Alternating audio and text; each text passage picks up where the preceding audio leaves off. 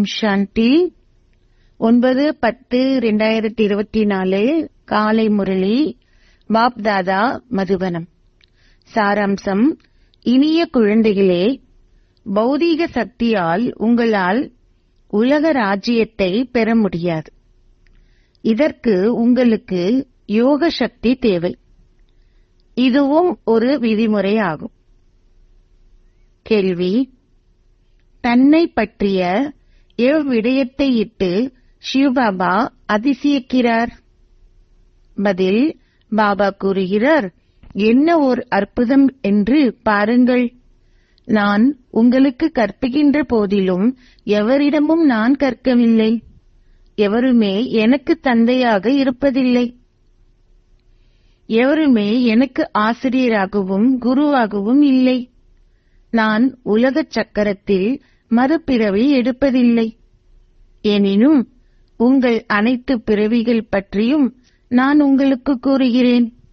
நான் 84 பிறவி சக்கரத்தில் பிரவேசிப்பதில்லை. இருப்பினும் சக்கரத்தை பற்றிய மிக சரியான ஞானத்தை கொடுக்கிறேன். ஓம் சாந்தி. ஆன்மீக தந்தை உங்களை சுயதரிசன சக்கரதாரிகள் ஆக்குகிறார். அதாவது நீங்கள் இந்த 84 பிறவிகளின் சக்கரத்தை அறிந்து கொள்கிறீர்கள். ஆரம்பத்தில் நீங்கள் இதை அறிந்திருக்கவில்லை. இப்போது நீங்கள் இதை தந்தையிடமிருந்து அறிந்து கொண்டு விட்டீர்கள். நிச்சயமாக நீங்கள் 84 பிறவிகளின் சக்கரத்தில் பிரவேசிக்கிறீர்கள். நான் குழந்தைகளாகிய உங்களுக்கு 84 பிறவிகளின் சக்கரத்தை பற்றிய ஞானத்தை கொடுக்கிறேன். நான் சுயதர்ஷன சக்கரதாரி. ஆனால் நான் 84 பிறவி சக்கரத்திற்குள் நடைமுறையில் வருவதில்லை. இதிலிருந்து தந்தையாகிய சிவனிடம் சகல ஞானமும் இருக்கிறது என்பதை நீங்கள் புரிந்து கொள்ளலாம். இப்போது நீங்கள் சுயதர்ஷன சக்கரதாரிகள் ஆகுகிறீர்கள் என்பதை பிராமணர்களாகிய நீங்கள் அறிந்திருக்கிறீர்கள். பாபா இவ்வாறு ஆகுவதில்லை. எனினும் எவ்வாறு அவர் அனுபவத்தை பெற்றுக் கொள்கிறார்? நாங்களே அனுபவசாலி ஆகுபவர்கள். எங்களுக்கு கூறக்கூடியதாக இருக்கும் வகையில் பாபா எங்கிருந்து அனுபவத்தை பெற்றுக் கொள்கிறார்? அவருக்கு நடைமுறை அனுபவம் இருக்க வேண்டும். தந்தை கூறுகிறார், நான் ஞானக்கடல் என்று அழைக்கப்படுகின்றேன். ஆனால் நான் 84 பிறவிகளின் சக்கரத்திற்குள் பிரவேசிப்பதில்லை. எனவே நான் எங்கிருந்து இந்த ஞானத்தை பெற்றுக் கொள்கிறேன்? ஆசிரியர் ஒருவர் கற்பிக்கும் போது தான் எதை கற்பிக்கிறாரோ அதை அவர் நிச்சயமாக இன்னொருவரிடமிருந்து கற்றிருக்க வேண்டும். சிவபாபா எவ்வாறு கற்றார்? தானே 84 பிறவிகள் எடுக்காத போது எவ்வாறு அவர் 84 பிறவிகளின் சக்கரத்தை பற்றி தெரிந்து கொண்டார்? தந்தை விதை என்பதாலேயே அவர் அறிவார். அவர் 84 பிறவிகளின் சக்கரத்தில் பிரவேசிப்பதில்லை. ஆனால் அவரால் உங்களுக்கு அனைத்தையும் விளங்கப்படுத்த முடியும். இதுவும் ஓர் அற்புதமே. தந்தை சமய நூல்கள் எதனையும் கற்றிருக்கிறார் என்பதல்ல. நாடகத்திற்கேற்ப இந்த ஞானம் அவருக்குள்ளே பதிக்கப்பட்டிருக்கிறது என்பதால் அதை அவர் உங்களுக்கு எடுத்துரைக்கின்றார். அதனால் அவர் ஒரு அற்புதமான ஆசிரியராவார். நீங்கள் அதிசயிக்க வேண்டும். இதனாலேயே அவருக்கு ஈஸ்வரன், பிரபு, சகல ரகசியங்களையும் அறிந்தவர் போன்ற மகத்துவம் வாய்ந்த பெயர்கள் சூட்டப்பட்டிருக்கின்றன. கடவுள் எவ்வாறு சகல ஞானத்தாலும் நிறைந்திருக்கிறார் என்பதையிட்டு நீங்கள் அதிசயிக்கிறீர்கள். உங்களுக்கு விளங்கப்படுத்தக்கூடிய வகையில் அவர் எங்கிருந்து அதை பெற்றுக்கொண்டார்? அவருக்கு பிறப்பு கொடுத்து அவருக்கு விளங்கப்படுத்திய தந்தை ஒருவர் அவருக்கு இல்லை. நீங்கள் அனைவரும் சகோதரர்கள். அவர் மாத்திரமே உங்கள் தந்தையாகிய விதையாவார். அவர் இங்கிருந்து குழந்தைகளாகிய உங்களுக்கு பெருமளவு ஞானத்தை கொடுக்கிறார். அவர் கூறுகிறார், நான் உங்களைப் போன்று 84 பிறவிகளை எடுப்பதில்லை.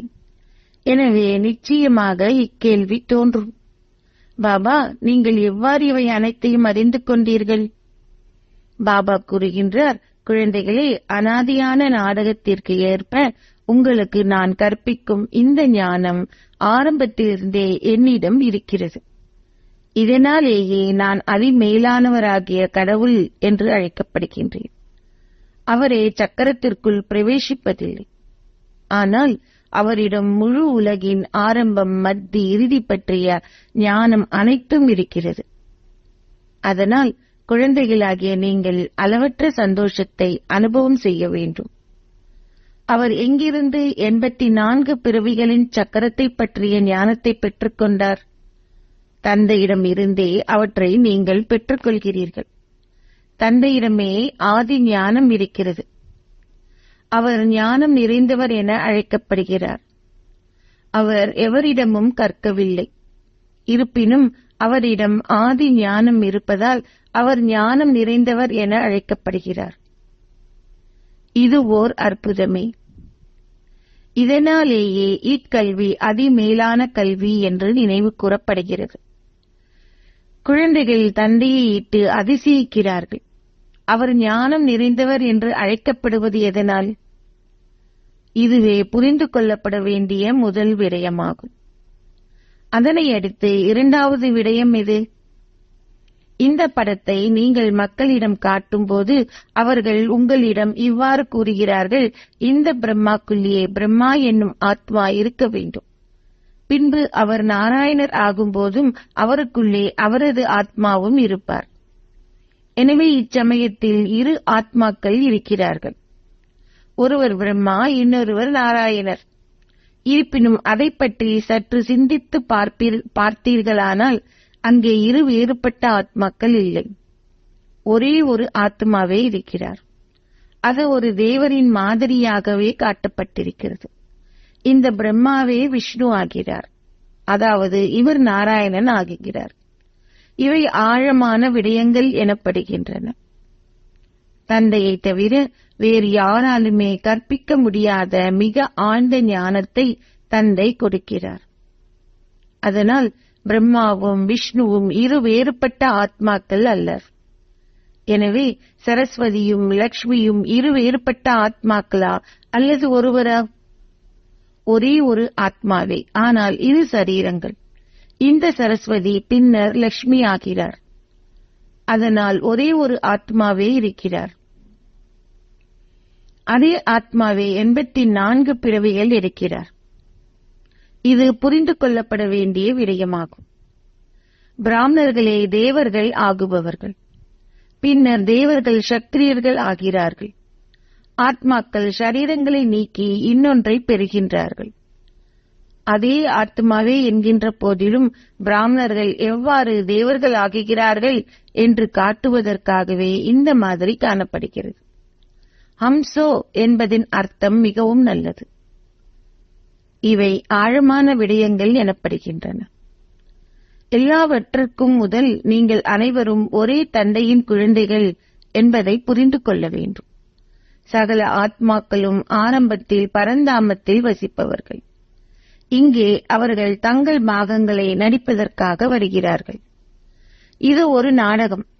தந்தை இங்கிருந்து இந்த நாடகத்தின் செய்தியை உங்களுக்கு கொடுக்கிறார். ஆதியிலேயே தந்தைக்கு இது தெரியும். எவரும் அவருக்கு கற்பிக்கவில்லை. அவருக்கே இந்த 84 பிறவிகளின் சக்கரத்தை பற்றி தெரியும். எனவே இப்போது அவர் உங்களுக்கு இதை கூறுகிறார். பின்னர் நீங்கள் மறந்து விடுகிறீர்கள். எனவே அதை பற்றிய சமய நூல் எவ்வாறு உருவாக்கப்பட முடியும்? தந்தை சமய நூல் எதனையும் கற்றதில்லை. அவர் புதிய விடயங்களைப் பற்றி பேசுகிறார். அரை சக்கர காலமாக பக்தி மார்க்கம் இருக்கிறது. இந்த விடயமும் சமய நூல்களில் இல்லை. நாடகத்திற்கு ஏற்ப அந்த சமய நூல்கள் பக்தி மார்க்கத்தில் உருவாக்கப்பட்டுள்ளன. இந்த நாடகத்தின் ஆரம்பத்திலிருந்து அதன் இறுதி வரையுமான பெருமளவு ஞானம் உங்கள் புத்தியில் இருக்கிறது. சிவபாபா நிச்சயமாக ஒரு மனித சரீரத்தின் ஆதாரத்தை பெற வேண்டியுள்ளது. அவர் இங்கே பிரம்மாவின் சரீரத்திலிருந்து உங்களுக்கு உலக சக்கரத்தின் ஞானத்தை கொடுக்கிறார். கட்டுக்கதைகளை கூறுவதன் மூலம் மனிதர்கள் சக்கரத்தின் காலத்தை மிக நீண்டதாக ஆக்கியிருக்கிறார்கள். புதிய உலகம் பழையதாக்குகின்றது. புதிய உலகம் சொர்க்கம் எனப்படுகிறது, பழைய உலகம் நரகம் எனப்படுகிறது. ஒரே ஒரு உலகமே இருக்கிறது. தேவர்கள் எல்லையற்ற சந்தோஷம் இருக்கின்ற புதிய உலகில் வாழ்கிறார்கள். உலகம் முழுவதுமே அந்த நேரத்தில் புதியதாக இருக்கிறது. இப்போது அது பழைய உலகம் என்று அழைக்கப்படுகிறது. அதன் பெயரே கலியுக உலகம் என்பதாகும். இது பழைய டெல்லி புது டெல்லி என்று கூறுவதை போன்றதாகும். தந்தை விளங்கப்படுத்துகிறார், இனிமையிலும் இனிமையான குழந்தைகளே, புது உலகில் புது டெல்லி இருக்கும். அவர்கள் இந்த பழைய உலகில் அதனை புது டெல்லி என்று அழைக்கிறார்கள். இதை எவ்வாறு புதியது என்று அழைக்க முடியும்? லட்சுமியும் நாராயணரும் ஆட்சி புரிகின்ற புது டெல்லி புதிய உலகில் இருக்கும் என தந்தை விளங்கப்படுத்துகின்றார். அது சத்தியுகம் என்று அழைக்கப்படும். நீங்கள் பாரதம் முழுவதையும் ஆட்சி புரிவீர்கள். உங்கள் சிம்மாசனம் யமுனா நதிக்கரையில் அமர்ந்திருக்கும். உங்கள் சிம்மாசனம் யமுனா நதிக்கரையில் அமைந்திருக்கும். இறுதியில் ராவண ராஜ்யத்து சிம்மாசனமும் அங்கேதான் இருக்கும். ராமரது ராஜ்யத்தின் சிம்மாசனமும் அங்கேதான் இருக்கும். ஆனால் அது டெல்லி என்று அழைக்கப்பட மாட்டாது. அது பரிஸ்தான், தேவதைகளின் பூமி என்றே அழைக்கப்படுகிறது. அதன் பின் எந்த ராஜா ஆட்சி புரிகிறாரோ அதற்கேற்ப ராஜ்யத்திற்கு ஒரு பெயர் சூட்டப்படுகிறது. இந்நேரத்தில் நீங்கள் அனைவரும் பழைய உலகில் இருக்கிறீர்கள். புதிய உலகிற்கு செல்வதற்காக நீங்கள் கற்கின்றீர்கள். நீங்கள் மீண்டும் ஒரு முறை மனிதர்களிலிருந்து தேவர்கள் ஆகுகிறீர்கள். உங்களுக்கு கற்பிப்பவர் தந்தையே ஆவார். அதிமேலான தந்தை உங்களுக்கு ராஜயோகம் கற்பிப்பதற்காக இங்கே கீழே வந்திருக்கிறார் என்பது உங்களுக்கு தெரியும். இப்போது நீங்கள் சங்கம யுகத்தில் இருக்கிறீர்கள். இப்பழைய கலியுக உலகம் முடிவடைய போகின்றது. தந்தை உங்களுக்கு இந்த கணக்கை கொடுத்துள்ளார். நான் பிரம்மாவின் சரீரத்தில் பிரவேசிக்கின்றேன். இவர் எந்த பிரம்மா என்பது மனிதர்களுக்கு தெரியாது. பிரஜாபிதாவாகிய பிரம்மாவை பற்றி மக்கள் கேள்விப்பட்டிருக்கின்றார்கள். நீங்களே பிரம்மாவின் மக்கள். இதனாலேயே உங்களை நீங்கள் பிரம்மகுமார்கள் குமாரிகள் அழைக்கிறீர்கள். உண்மையில் அசரீரியான ஆத்மாக்களாகிய நீங்கள் ஸ்ரீபாபாவின் குழந்தைகள் ஆவீர்கள். நீங்கள் சிவனின் குலத்திற்கு உரியவர்கள். இப்பௌதீக உலகத்தில் நீங்கள் பிரஜாபிதா பிரம்மாவின் குழந்தைகளாகிய சகோதர சகோதரிகள் ஆவீர்கள். இதைவிட வேறு எந்த உறவு முறையும் இல்லை. இந்த நேரத்தில் நீங்கள் உங்களுடைய கலியுக உறவுமுறைகள் அனைத்தையும் மறக்கின்றீர்கள். காரணம், அவற்றில் பந்தனம் உள்ளது. நீங்கள் புதிய உலகிற்கு செல்கின்றீர்கள். பிராமணர்களுக்கு ஒரு உச்சிக்குடுமி இருக்கிறது. உச்சிக்குடுமியானது பிராமணர்களாகிய உங்களது அடையாளமாகும். இது பிராமணர்களாகிய உங்கள் குலமாகும். அந்த பிராமணர்கள் கலியுகத்துக்கு உரியவர்கள். பிராமணர்கள் பொதுவாகவே வழிகாட்டிகள். ஒரு வகை பிராமணர்கள் படைக்கப்படும் உணவை ஏற்றுக்கொள்கிறார்கள். மற்ற வகை பிராமணர்கள் கீதையை எடுத்துரைக்கின்றார்கள். பிராமணர்களாகிய நீங்கள் இப்போது இந்த கீதையை எடுத்துரைக்கின்றீர்கள். அவர்களும் கீதையை எடுத்துரைக்கின்றார்கள். நீங்களும் கீதையை எடுத்துரைக்கிறீர்கள். ஆனால் எவ்வளவு வேறுபாடு காணப்படுகிறது என்று பாருங்கள். கிருஷ்ணரை கடவுள் என்று அழைக்க முடியாது என்று நீங்கள் கூறுகின்றீர்கள். கிருஷ்ணர் ஒரு தேவர் என அழைக்கப்படுகிறார். அவருக்கு தெய்வீக குணங்கள் இருக்கின்றன. அவரை பௌதீகமான கண்களால் பார்க்க முடியும். சிவனுக்கென்று ஒரு சரீரம் இல்லாதிருப்பதை நீங்கள் சிவன் ஆலயத்தில் காணலாம். அவர் பரமாத்மா, அதாவது அவர் கடவுள் ஆவார். ஈஸ்வரன், பகவான், பிரபு போன்ற பெயர்களில் எந்த அர்த்தமும் இல்லை. கடவுள் பரமாத்மா, நீங்களோ பரம்பொருள் அல்லர். சற்றே பாருங்கள், ஆத்மாக்களாகிய உங்களுக்கும் அந்த ஆத்மாவுக்கும் இடையில் எவ்வளவோ வேறுபாடு காணப்படுகிறது. ஆத்மாக்களாகிய நீங்கள் இப்போது பரமாத்மாவிடம் கற்கின்றீர்கள். அவர் வேறு எவரிடமும் எதையும் கற்றதில்லை. அவர் தந்தையாவார். நீங்கள் பரமாத்மாகிய பரம தந்தையை தந்தை என்று அழைக்கிறீர்கள். அவரை நீங்கள் ஆசிரியர் என்றும் குரு என்றும் பரம்பொருள் என்று அழைக்கப்படுகின்ற அவரை நீங்கள் ஆசிரியர் என்றும் குரு என்றும் அழைக்கிறீர்கள். அவர் ஒரே ஒருவரே. வேற எந்த ஆத்மாவும் தந்தை, குரு, ஆசிரியர் ஆக முடியாது. பரம்பொருள் என்று அழைக்கப்படுகின்ற பரமாத்மா ஒரே ஒருவரே இருக்கிறார். ஒவ்வொருவருக்கும் முதலில் ஒரு தந்தையையும் அதன் பின்னர் ஒரு ஆசிரியரும் இறுதியில் ஒரு குருவும் தேவைப்படுகிறார்கள். தந்தையும் கூறுகிறார், நான் உங்கள் தந்தையாகி அதற்கு பின்னர் உங்கள் ஆசிரியராகி அதற்கு பின்னர் சர்க்கதி அருள்கின்ற சர்க்குரு ஆகின்றேன். குருமார்கள் பலர் இருக்கின்ற போதிலும் சர்க்கதி அருளக்கூடிய குரு ஒரே ஒருவரே இருக்கிறார். தந்தை கூறுகிறார், நான் உங்கள் அனைவருக்கும் சர்க்கதி அருள்கிறேன். நீங்கள் சத்தியுகத்தில் இருக்கும்போது ஏனைய அனைவரும் பரந்தாமம் என்று அழைக்கப்படுகின்ற அமைதி தாமத்தில் இருக்கிறார்கள். சத்தியுகத்தில் ஆதி சனாதன தேவி தேவதா தர்மம் இருந்தது. அந்த நேரத்தில் வேறு எந்த மதமும் இருக்கவில்லை. ஏனெனில் ஏனைய ஆத்மாக்கள் அனைவரும் முக்தி தாமத்திற்கு திரும்பிச் சென்று விடுவார்கள். சத்யுகம் சர்க்கதி என்று அழைக்கப்படுகிறது. உங்கள் பாகத்தை நடித்தவாறே நீங்கள் கீழ்நிலையை அடைகின்றீர்கள். நீங்களே சர்க்கதியில் இருந்த பின்னர் கீழ்நிலை அடைகின்ற ஆத்மாக்கள். நீங்களே முழுமையாக 84 பிறவிகளையும் எடுப்பவர்கள். அந்த நேரத்தில் அரசனும் அரசியும் எவ்வாறோ அவ்வாறே பிரஜைகளும் இருக்கிறார்கள். 9 லட்சம் முதலில் வருவார்கள்.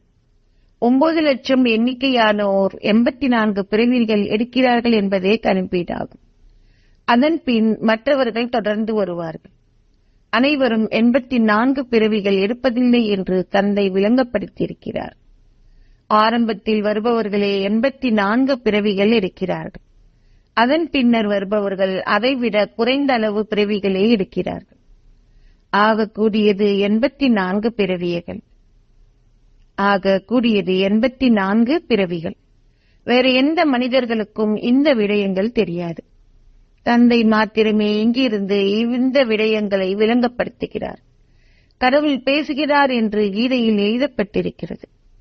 ஆதி சனாதன தேவி தேவதா தர்மத்தை கிருஷ்ணர் ஸ்தாபிக்கவில்லை என்பதை இப்போது நீங்கள் அறிந்து கொண்டு விட்டீர்கள். தந்தையே அதை ஸ்தாபித்தவர். கிருஷ்ணரது ஆத்மா தனது 84 பிறவிகளின் இறுதியில் இந்த ஞானத்தை செவிமடுத்தார். அதனால் மீண்டும் அவர் முதலானவர் ஆகினார்.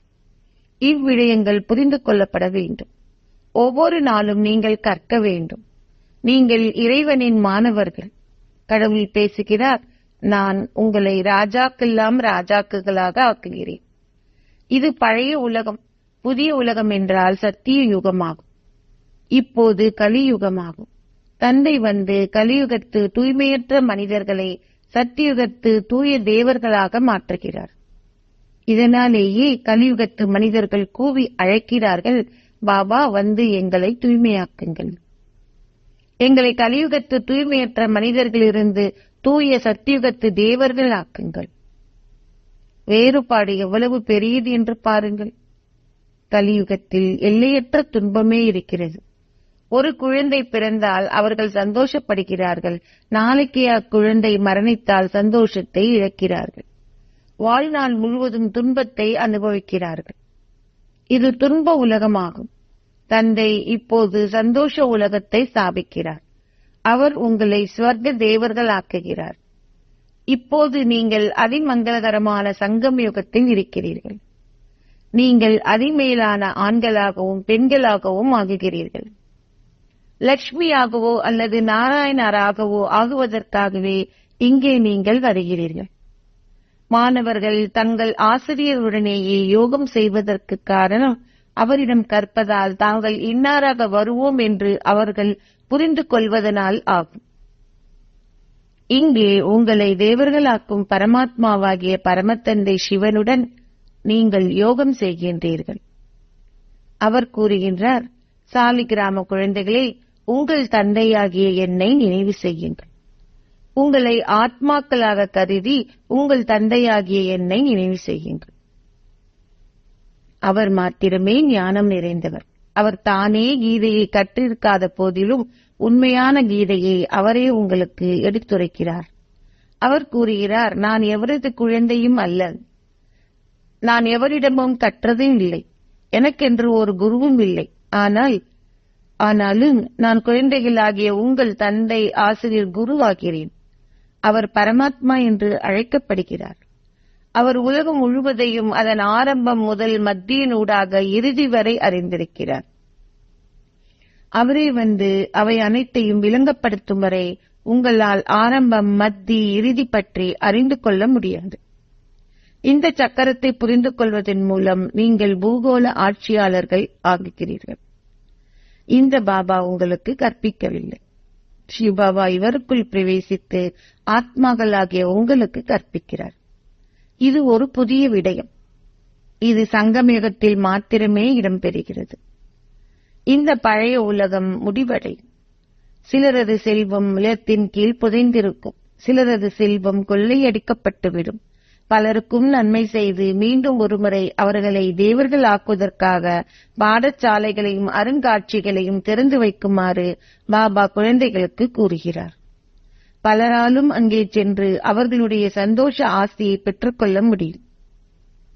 இப்போது இது ராவண ராஜ்யம். ராம ராஜ்யத்தில் சந்தோஷம் இருந்தது. ராவண ராஜ்யத்தில் துன்பம் இருக்கிறது. ஏனெனில் அனைவரும் விகாரமானவர்களாகிவிட்டார்கள். அது விகாரமற்ற உலகம். லட்சுமி நாராயணருக்கும் குழந்தைகள் இருக்கிறார்கள். எவ்வாறாயினும் அங்கே யோக சக்தி இருக்கிறது. தந்தை உங்களுக்கு யோக சக்தியை கற்பிக்கிறார். நீங்கள் யோக சக்தியால் உலக அதிபதிகள் ஆகுகிறீர்கள். பௌதீக சக்தியால் எவருமே உலக அதிபதிகள் ஆக முடியாது. நியதி அதற்கு இடம் கொடுப்பதில்லை.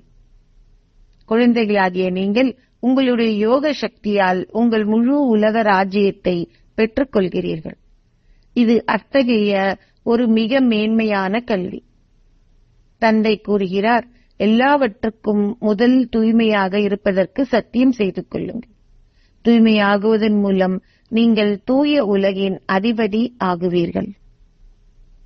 அச்சா, நல்லது. இனிமையிலும் இனிமையான அன்பிற்குரிய, எப்போதோ தொலைந்து இப்போது கண்டெடுக்கப்பட்டிருக்கும் குழந்தைகளுக்கு உங்கள் தாய் தந்தையாக இருக்கும் பாப்தாதாவின் அன்பும் நினைவுகளும் காலை வந்தனங்களும்.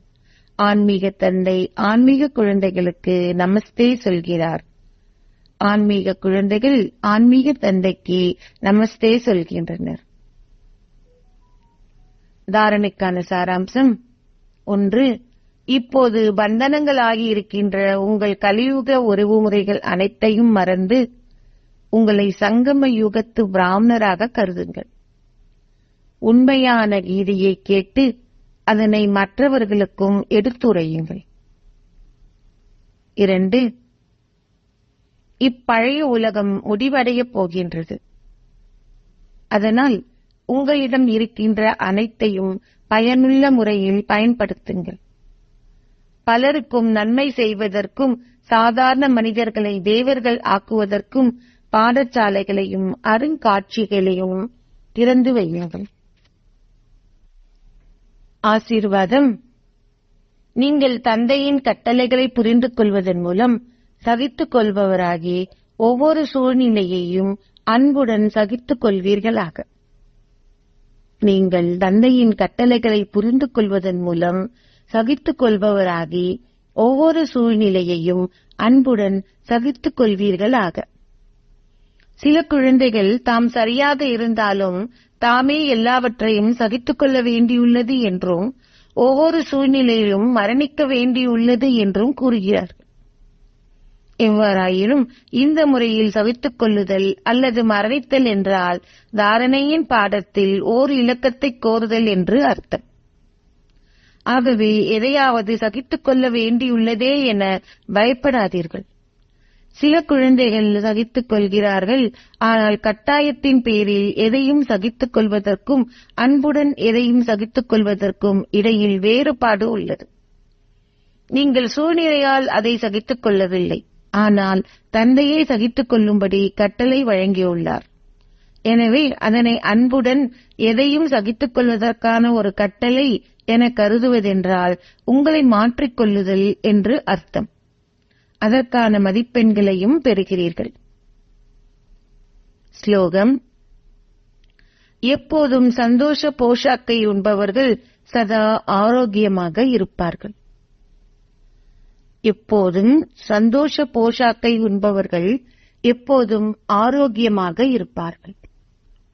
ஓம் சாந்தி.